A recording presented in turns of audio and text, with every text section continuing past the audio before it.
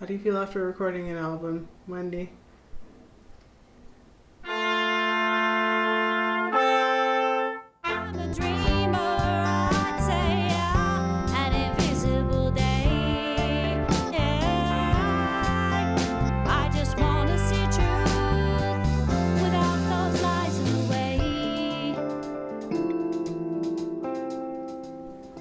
Well, right now it feels like a big secret Yeah. because no one knows, and it's like this very special thing that I have that's kind of all mine, even though I know there was a ton of people involved in the process, but somehow I feel good just to know that it's something that's mine and that I've had a huge hand in creating.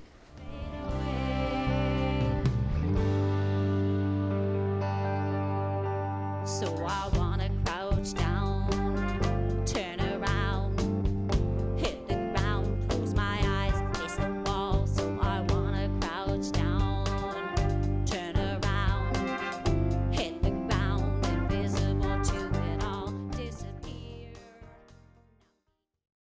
Tell me about Invisible Day and how that song came about and what that represented for you. I started to sort of imagine what it would be like, to make yourself so small, just kind of disappear into this nothingness. And it makes me think of a time when I was small, and I grew up in a huge family, 5 kids, 2 adults, cats, dogs, and it was very hard to sort of scrape out a little amount of time for myself. And so in my mind, I would go to this imaginary place, and it was a little room that I would go in and sort of hide and read and do all the special things that I wanted to do by myself, but couldn't do or have an opportunity to do at home. And so I think when I was writing that song, I sort of thought about that very special place and what that meant to me and how it was this sort of escape a little bit from reality, escape from judgment, escape from people's eyes, from people's thoughts. And in writing this song, it felt like that's what I've been doing in my life for a really long time, was just sort of coping, making all my decisions based on what people thought and what people expected of me, what people wanted me to do or wanted me to say or wanted me to wear.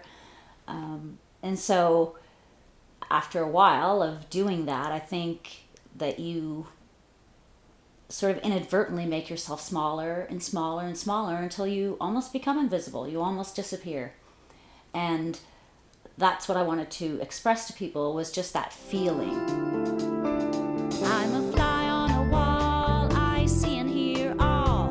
Then I could escape and not have to partake in mindless chit-chatter and talk that is small, but focus on things that could cause me heartache. I need to avoid the shame in the faces I see, like a mirror reflecting my own disappointment, filling the empty spaces. The places I've gone leave me nowhere to go.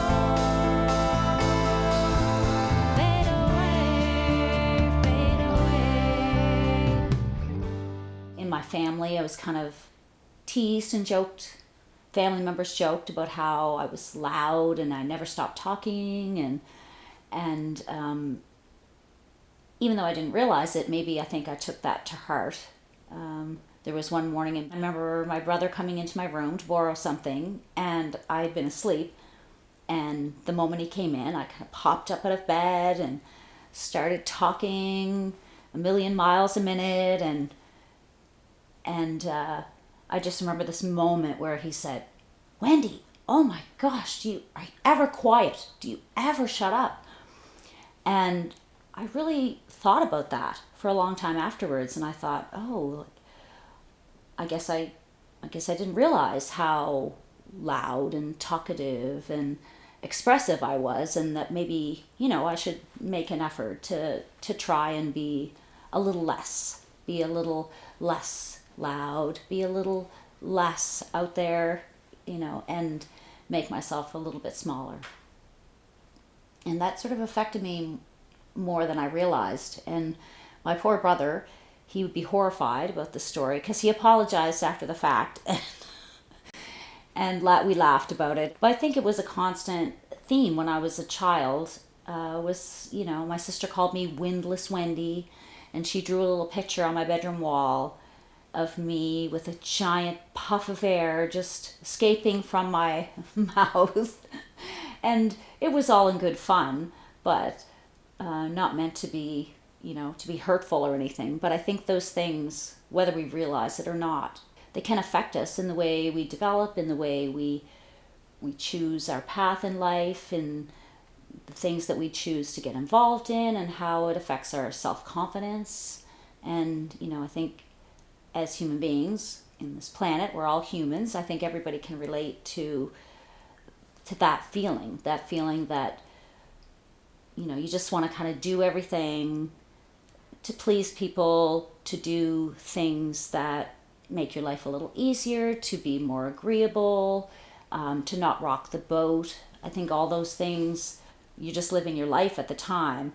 But looking back, it makes so much sense that as you're evolving from the small child and you're turning, into the person that you're going to become, all these comments, all these things can be very meaningful. And that's what I feel, sort of urged me on my journey ahead at this point, was just this need to be heard, this need to express myself, and yet that not always being accepted in a positive way.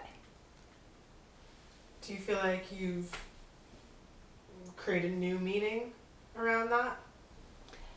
For sure. I feel that although that was, my coping skill for a really long time, to sort of hide and agree with everyone and, not make my thoughts known. And that seemed like a good strategy at that point in my life, but I realized that it led to unhappiness because I was never really saying my truth. I was never really sharing true and clear communication with people. And I think that the skills that I learned from the work that I did with Elise, my mentor and my vocal coach, has given me skills to try to be more open, try to be more honest. And the only way to do that is to really decide for yourself that the value that you place on yourself is not determined by others. And that's what I had been doing. That's what my coping skill was that I was, in order to deal with those insecurities, in order to deal with those feelings, it was just always easier to just go with the flow. But that doesn't always work. You at some point come to a point in your life where things are not feeling satisfying for you anymore. They're not meaningful anymore. And so this journey in making this album, is just a part of that whole experience in just finding my power, getting my power back, learning to speak and learning to be heard. And yes, there will be judgment, but that's just the way it is, and that shouldn't affect my ultimate goals and the things that I want to achieve in my life. And that's been a really positive thing that's come out of all this, is that when I question myself, when I have low self-esteem, when people aren't giving me the support that I need, that's okay, because I am what I need. I am everything that I need, and I can be everything that I need. Going from that transformation of not believing in myself and thinking I'm not enough because that's what everybody told me, to moving towards feeling like I am enough. And now when I want to make decisions or someone's judging me, I don't feel the need to hide. It's okay. It's okay. People can judge me, and I'm okay with that. And that's just the way it's going to be. But ultimately, that doesn't affect my goals and where I want to get to in life. And I think that's a huge transformation from where I was, where, yes, some days I wished I could become so small, just a speck, and just disappear into nothingness. And I have a lot to say.